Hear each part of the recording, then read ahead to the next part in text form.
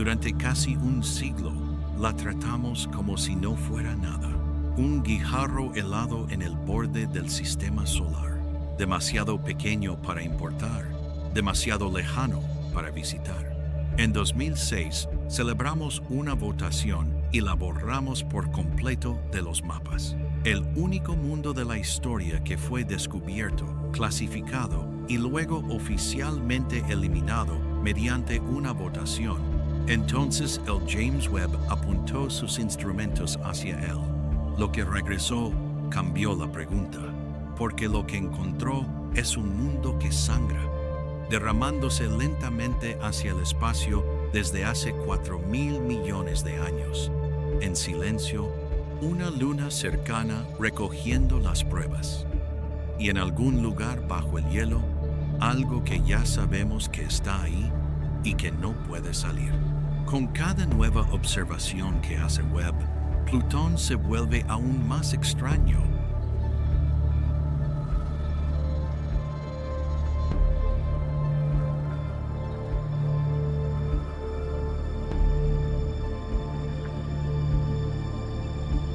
Plutón no está solo.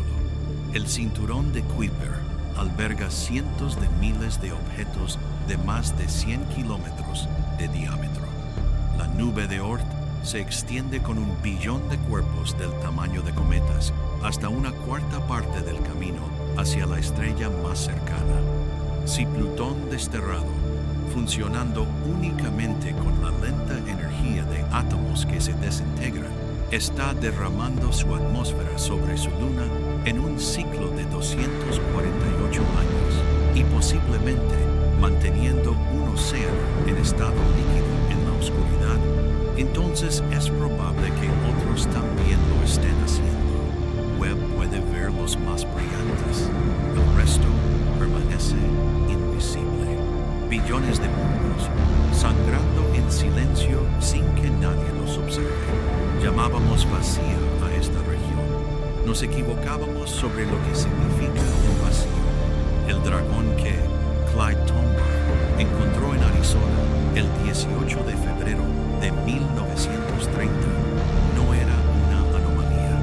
Era el primer nombre de una lista que todavía no hemos aprendido a leer. En algún lugar de esa lista, bajo el hielo y la larga paciencia de unos átomos que se extinguen lentamente, puede que ya haya ocurrido algo para lo que todavía no tenemos una palabra. Si sigue ocurriendo, no lo sabemos. Eso no es lo que Webb encontró allí. Es aquello cuyo final sigue sin encontrar.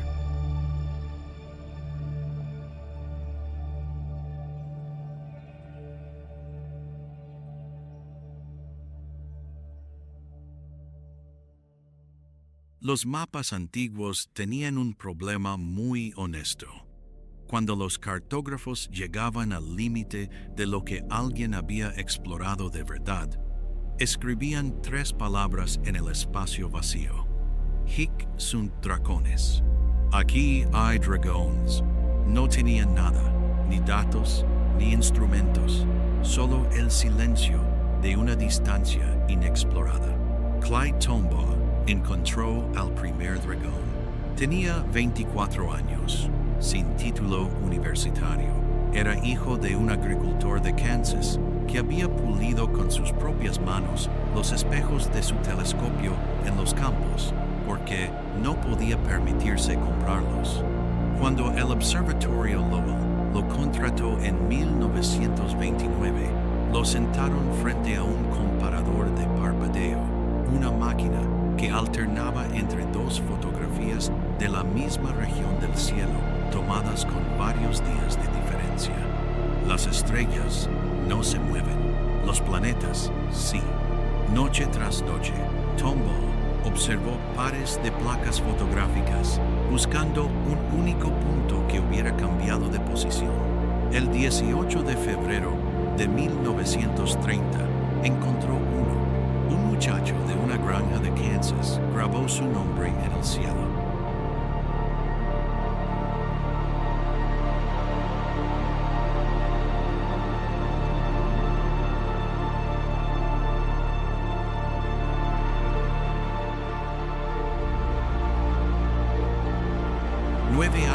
medio después del lanzamiento, New Horizons llegó con una sola oportunidad, sin órbita, sin una segunda pasada.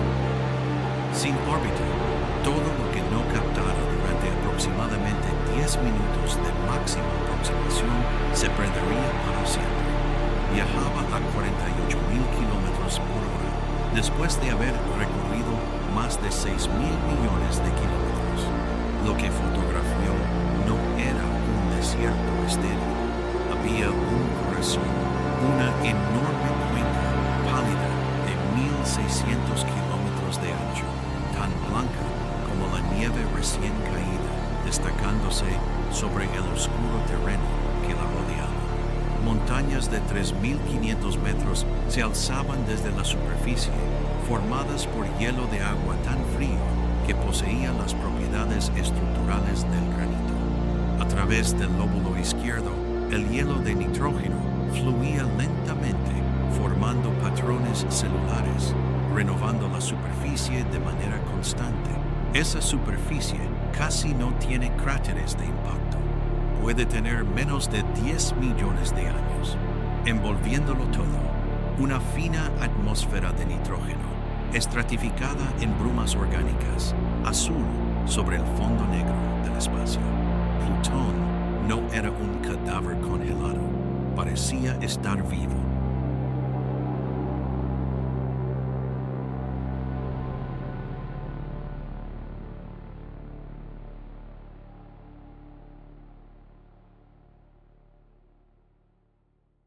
El James Webb no fotografía Plutón. Lo que hace es aún más extraño. Lee huellas químicas.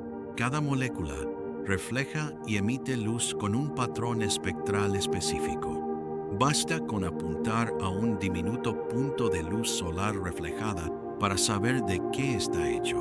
En mayo de 2023, el instrumento de infrarrojo medio de Webb captó el primer espectro de Plutón en el rango de 4, 9 a 27 micrómetros. En 2017, Xi Zhang, de la Universidad de California en Santa Cruz, había propuesto algo que muchos de sus colegas consideraban poco plausible, que la bruma atmosférica de Plutón no estaba calentando el planeta como ocurre con la bruma de Titán. Sostenía que, en realidad, lo estaba enfriando. Las partículas absorbían la energía solar y la irradiaban de vuelta al espacio más rápido de lo que la atmósfera podía reponerla. Tanguy Bertrand y sus colaboradores pusieron a prueba esa hipótesis con los datos de MIRI. Sus resultados, publicados en por Nature Astronomy en 2025, la confirmaron. La bruma de Plutón está expulsando activamente calor hacia el espacio. Las mismas partículas suspendidas en su atmósfera están drenando el calor del mundo que se encuentra debajo. No existe ningún otro cuerpo del sistema solar cuya atmósfera funcione de esta manera, y nadie sabe todavía cómo modelar dónde termina ese proceso.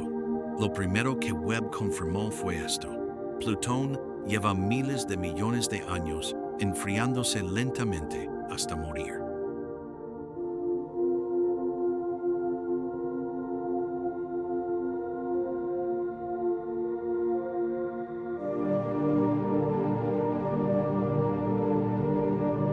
La segunda es de qué está hecha su atmósfera y lo que eso significa. La luz ultravioleta del Sol rompe las moléculas de metano que flotan en la atmósfera superior de Plutón. Los fragmentos se recombinan para formar hidrocarburos más pesados que descienden lentamente hacia la superficie hasta agruparse en partículas orgánicas de color marrón rojizo llamadas tolinas.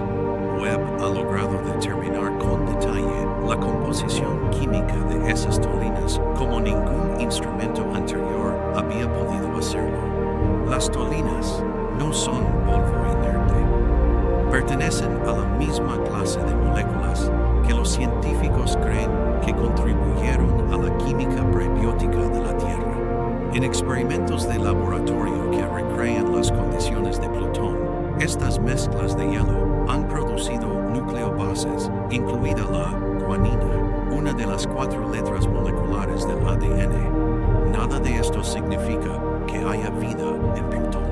Significa que entre los 233 y 222 grados Celsius, entre 387 y 369 grados Fahrenheit, donde el nitrógeno cae en forma de nieve y el aire que respiras se cristalizaría al entrar en contacto con el suelo, el cielo ha estado haciendo llover los componentes básicos de la biología durante 4.000 millones de años, una y otra vez, en silencio, congelados a mitad del camino.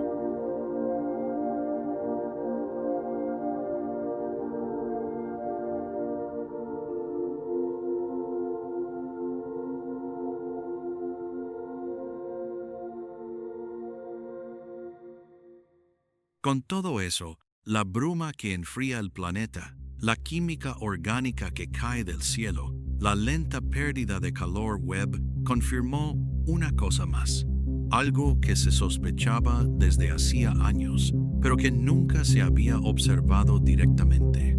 Plutón está sangrando, no de forma violenta, sino lenta, constante, a cada segundo. El metano y otras moléculas ascienden desde su tenue atmósfera, escapan de su débil gravedad y desaparecen en el espacio.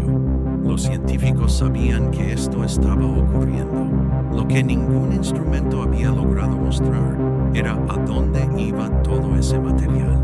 Algo lo estaba capturando. Caronte es la luna más grande de Plutón, con unos 1.200 kilómetros de diámetro. Ambos están unidos por una órbita tan perfectamente sincronizada que giran alrededor de un punto situado en el espacio de 100 kilómetros. Desde la superficie de Plutón, Caronte permanecería inmóvil sobre la cabeza, siempre mostrando la misma cara, sin salir ni ponerse jamás. Su superficie es un antiguo paisaje de hielo de agua cubierto de cráteres. Sus polos están teñidos de un rojo oscuro. El mecanismo es el siguiente. Cada 124 años, cuando la órbita de Plutón lo acerca más al Sol, el metano congelado en los polos de Caronte vuelve a convertirse en gas. Durante un breve periodo, la presión en la tenue exosfera de Caronte aumenta aproximadamente 1000 veces. La luz ultravioleta transforma ese metano en turbines, la misma química rojiza que da color a Plutón, ahora depositada sobre Caronte, utilizando ingredientes tomados directamente de la atmósfera de Plutón. En octubre de 2024, Silvia Protopapa, del Southwest Research Institute, confirmó la presencia de dióxido de carbono y peróxido de hidrógeno en la superficie de Caronte, ambos producidos por la acción de la radiación sobre el hielo de agua, el gas que exhalas. El compuesto que vierte sobre una herida, congelados en una luna situada a 6.000 millones de kilómetros de la Tierra, creados a partir de una química robada. No existe ningún otro sistema en el sistema solar que funcione de esta manera. Ningún otro mundo derrama su atmósfera sobre un compañero en un lento intercambio casi vampírico, tiñéndolo con las pruebas cada 248 años a través de 19.000 kilómetros de vacío helado. Y apenas acabamos de descubrirlo.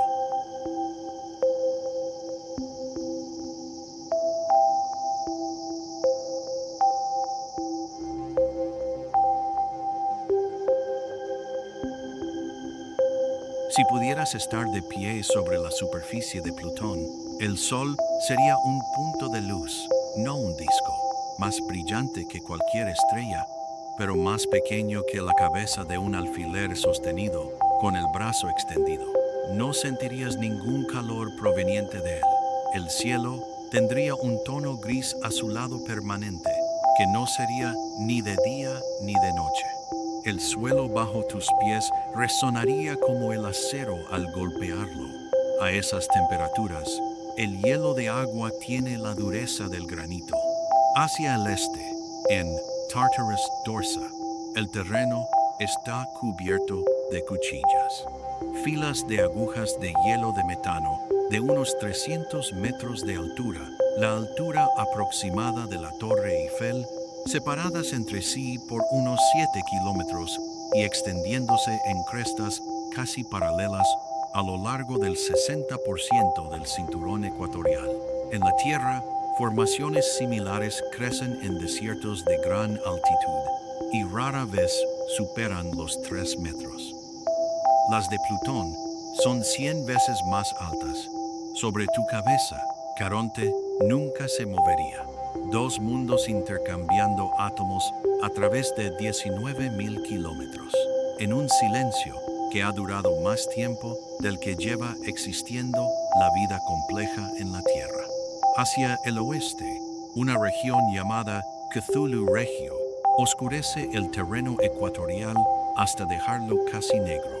Es más grande que Alaska y está teñida por 4.000 millones de años de acumulación de tolinas que caen del cielo y se depositan allí donde los hielos más claros ya no pueden cubrirlas. El rostro más antiguo del planeta enano lleva su historia como un sudario.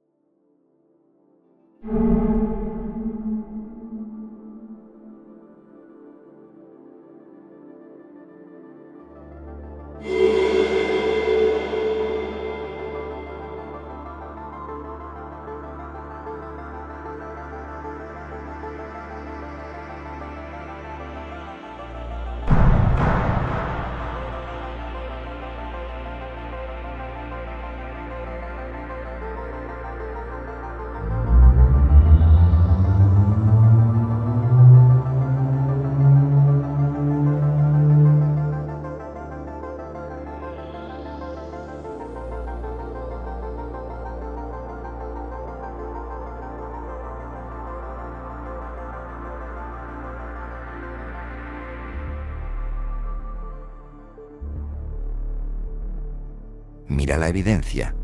Caronte, la luna más grande de Plutón, tiene una mancha en su polo norte del tamaño de Texas, de color rojo oscuro. Sin actividad volcánica, sin una fuente interna de calor, sin explicación.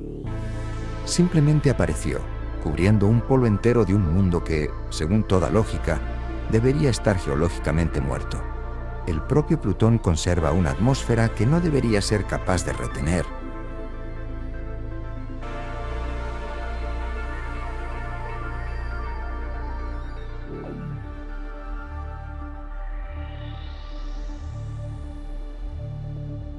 Una delgada envoltura de nitrógeno que se escapa al espacio en este mismo instante, molécula por molécula, como una herida que se niega a cerrarse.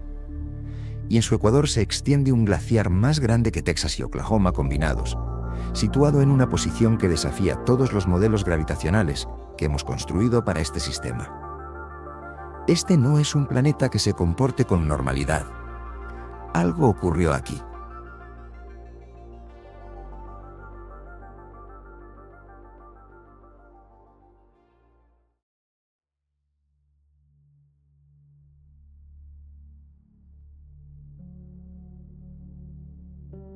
Plutón es, al mismo tiempo, uno de los mundos geológicamente más activos que hemos descubierto y uno de los lugares más fríos del sistema solar. Esas dos cosas no deberían coexistir. La física dice que no pueden. Y sin embargo, ahí están. La temperatura de su superficie alcanza los menos 387 grados Fahrenheit. A esa temperatura, el nitrógeno común, el gas que estás respirando ahora mismo, se congela por completo. Se convierte en roca. Se convierte en el suelo.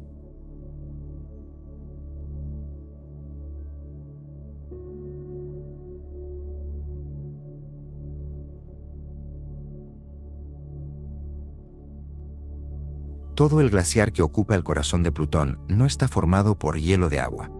No es silicato. Es nitrógeno congelado, el mismo elemento que constituye el 78% del aire de la Tierra, comprimido en una llanura de piedra blanca y pálida que se extiende a lo largo de casi 1000 millas. Si estuvieras de pie al borde de ese glaciar al mediodía, el sol no te ofrecería nada, ni calor, ni orientación. Solo un diminuto punto blanco de luz, apenas más brillante que las estrellas que lo rodean, frío, distante y completamente indiferente. Así sobrevivías o no a los siguientes 10 segundos.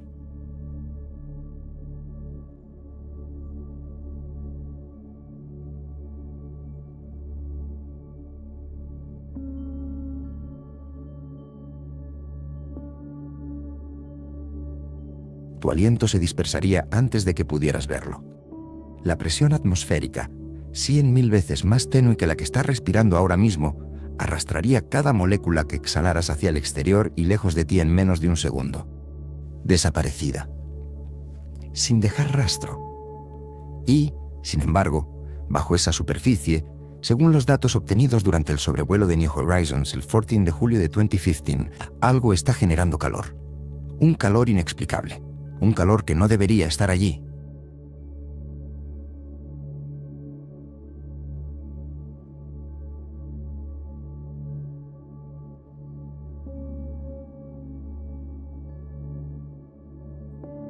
Aquí es donde la física se rompe. El núcleo de Plutón está compuesto de roca. Roca de silicato, el mismo material que se encuentra en los mantos de Marte y la Tierra. La roca de silicato contiene elementos radiactivos, uranio, torio, que generan calor a medida que se desintegran. Esto no es algo inusual. Todos los mundos rocosos del sistema solar comienzan con este horno interno, pero los hornos se enfrían. A lo largo de 4.500 millones de años, el calor radiactivo de Plutón debería haberse reducido hasta casi desaparecer.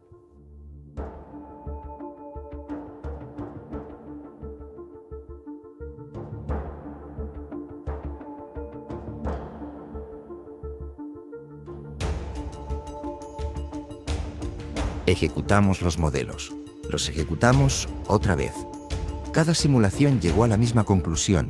Cualquier océano líquido subterráneo debería haberse congelado por completo hace, como máximo, 1000 millones de años. El hielo lo habría sellado.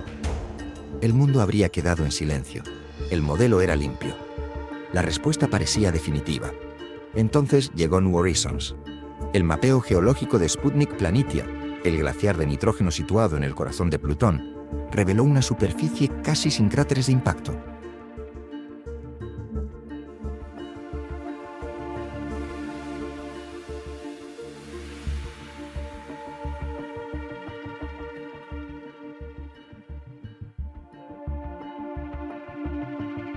En ciencia planetaria, eso significa una sola cosa: la superficie es joven.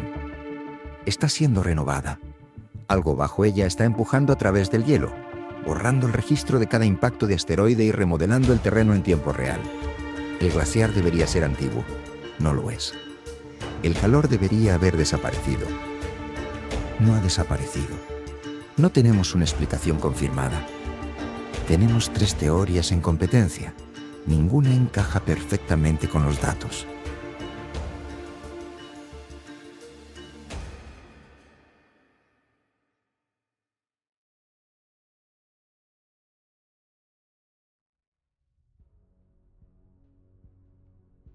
La posibilidad más inquietante es la existencia de un océano de agua líquida, de aproximadamente 100 kilómetros de profundidad, impedido de congelarse por una concentración de amoníaco que actúa como anticongelante.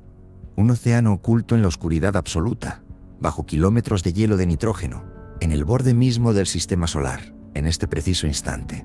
La fuente de calor que lo mantiene líquido sigue sin explicación. No sabemos qué hay ahí abajo.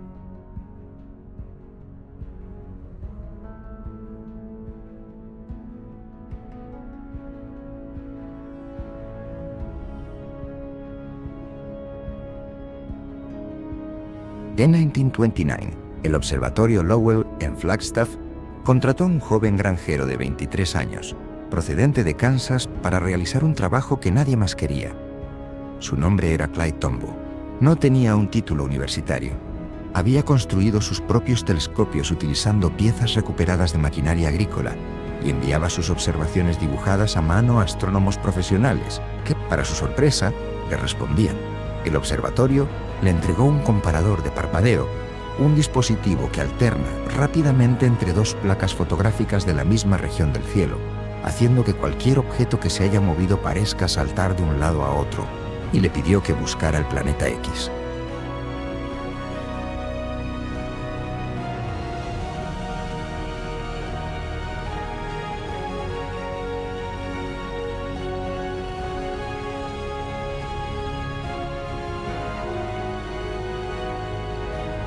Examinó 14 millones de imágenes estelares durante 13 meses. El 18 de febrero de 1930, Clyde Tombaugh colocó dos placas fotográficas bajo el comparador y encontró un punto de luz que se movía exactamente como lo haría un planeta distante y de desplazamiento lento. Permaneció observándolo durante 45 minutos antes de decírselo a alguien. Tenía 24 años. Pasó el resto de su vida defendiendo aquello que había encontrado. Soportó el debate sobre la reclasificación que le arrebató a Plutón su condición de planeta 9 años después de su muerte.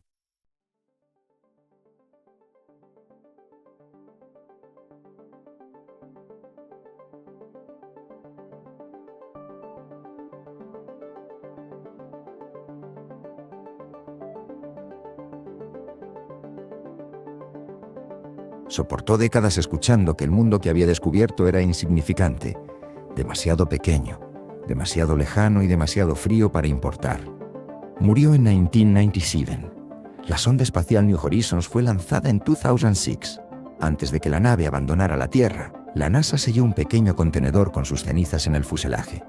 El 14 de julio de 2015, viajando a 30.800 millas por hora, una parte de Clyde Tombaugh pasó junto al mundo que había dedicado su vida a encontrar.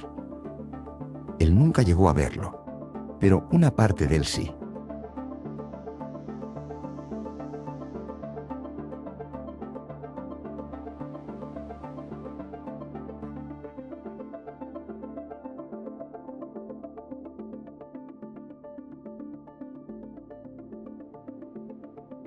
New Horizons sigue avanzando. Ha abandonado por completo el sistema solar, más allá de la heliopausa, más allá de la frontera donde termina la influencia del Sol y comienza el espacio interestelar. No se detendrá. No hay nada ahí fuera que pueda detenerla. En algún lugar de su estructura, un pequeño contenedor transporta lo que queda de Clyde Tombaugh. Pasó toda su vida mirando hacia el exterior. Ahora él está allí. Y Plutón, el mundo que nos dio, continúa girando en la oscuridad, ocultando un océano que no debería existir, esperando a que alguien explique por qué. Enviamos a un hombre muerto hacia un mundo moribundo, y ninguno de los dos ha terminado todavía.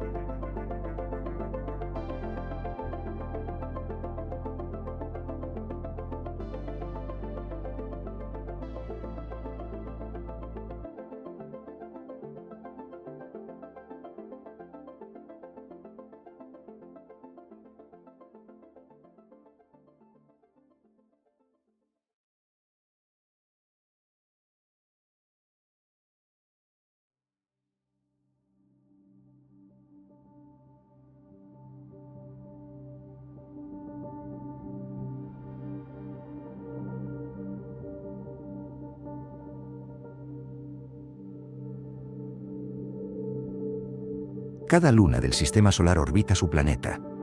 Esa es la regla. La luna de la Tierra orbita la Tierra. Las lunas de Júpiter orbitan Júpiter. Las más de 60 lunas de Saturno orbitan Saturno.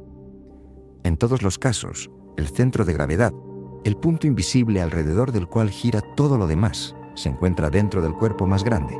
Siempre dentro. Siempre.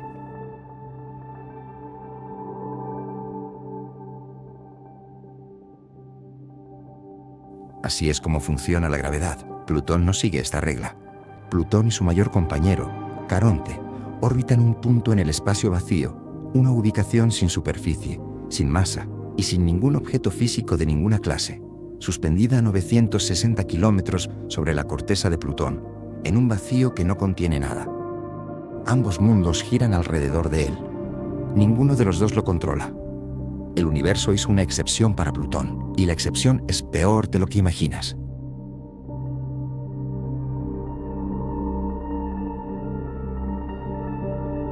La evidencia está en la composición. Plutón y Caronte deberían estar hechos del mismo material. Dos cuerpos formados en la misma región del sistema solar primitivo, a partir de la misma nube de gas, roca y hielo, deberían extraer materia del mismo reservorio. La proporción entre roca y hielo debería coincidir, no de forma perfecta, pero sí de manera muy cercana. Así es como se formaron todos los demás pares planeta-luna del sistema solar. Eso es lo que predicen los modelos. Caronte está compuesto principalmente de hielo.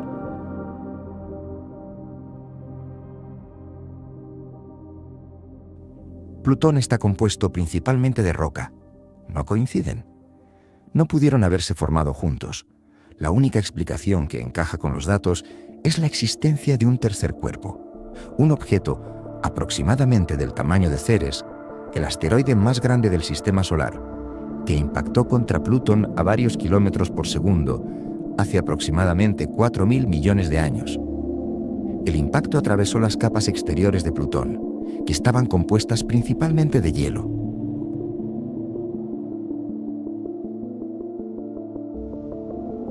Ese material fue expulsado al espacio. La gravedad reunió los escombros en órbita. A lo largo de miles de años, esos restos colapsaron y dieron origen a Caronte. La colisión duró, como mucho, unas pocas horas. Lo que creó ha permanecido inalterado desde entonces. Y aquí está la parte que los libros de texto suelen omitir. El impacto no solo creó a Caronte. Creó una estructura gravitatoria que no se ha observado en ningún otro lugar del sistema solar. Un vínculo tan completo, tan irreversible, que ninguno de los dos mundos puede modificarlo ni siquiera en un solo kilómetro. Nunca.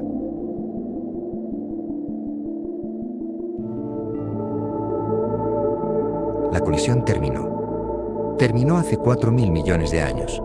Pero lo que dejó fijado en su lugar sigue moviéndose y está haciendo algo en este sistema que ningún otro planeta del sistema solar hace. Aquí es donde la física se vuelve extraña, debido a que el baricentro, ese punto vacío en el espacio alrededor del cual ambos orbitan, se encuentra fuera de la superficie de Plutón. Plutón y Caronte lograron algo que ningún otro gran cuerpo del sistema solar ha conseguido: un acoplamiento de marea mutuo.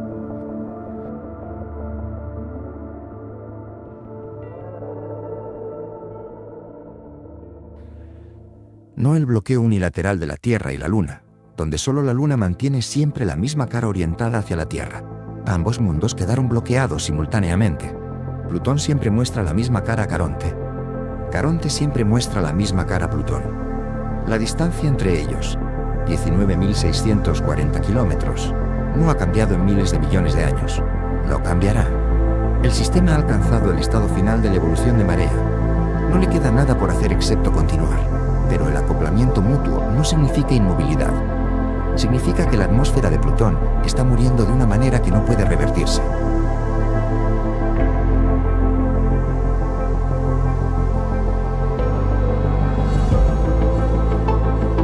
Plutón tarda 248 años en completar una órbita alrededor del Sol. A medida que avanza por esa órbita, una cara se calienta ligeramente, la otra se enfría. El nitrógeno, que constituye la delgada atmósfera de Plutón, se sublima en la cara más cálida y vuelve a congelarse en la más fría. La atmósfera migra. No permanece donde estaba. y en cada ciclo, una fracción de ese nitrógeno escapa por completo de la débil gravedad de Plutón.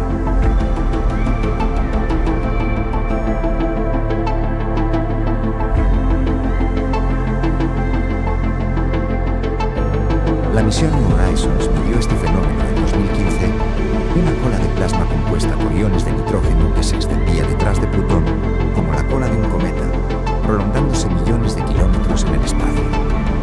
No sabíamos que eso estaba ocurriendo. Ese nitrógeno no va a regresar, la pérdida es lenta. También es permanente. La combinación de ambas cosas la hace peor que cualquier catástrofe aislada. La atmósfera se está marchando. Lleva marchándose desde antes de que existiera algo en la Tierra capaz de observarla. No existe ningún mecanismo que la detenga.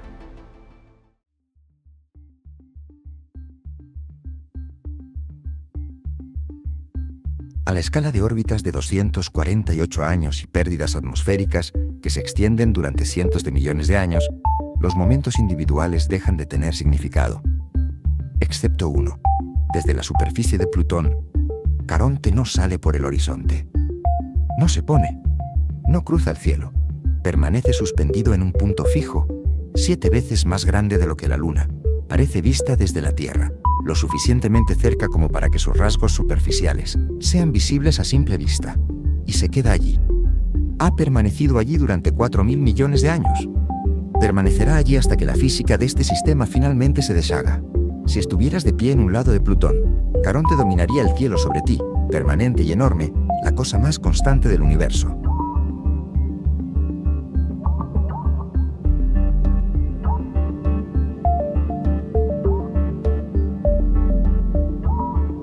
Si estuvieras de pie en el otro lado, el cielo no mostraría nada donde Caronte debería estar. No porque Caronte se haya movido. Caronte nunca se mueve, sino porque Plutón dejó de rotar en el momento en que se completó el acoplamiento de marea, y todo un hemisferio quedó orientado permanentemente en dirección opuesta. Ese hemisferio nunca ha visto a Caronte. Nunca lo verá. El mismo mundo, el mismo instante, 2 cielos completamente diferentes, y ningún proceso en este sistema llevará jamás algo de un lado al otro, y de regreso nuevamente. Un lado sabe lo que está allí, el otro lado no, y ambos tienen razón.